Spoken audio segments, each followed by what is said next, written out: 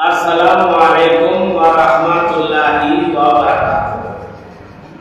Brother আল ইসলাম, আমি ছোট্ট করে একটা নাতের রসুল পড়ছি, আপনারা সকলে শুনবেন মন দিয়ে।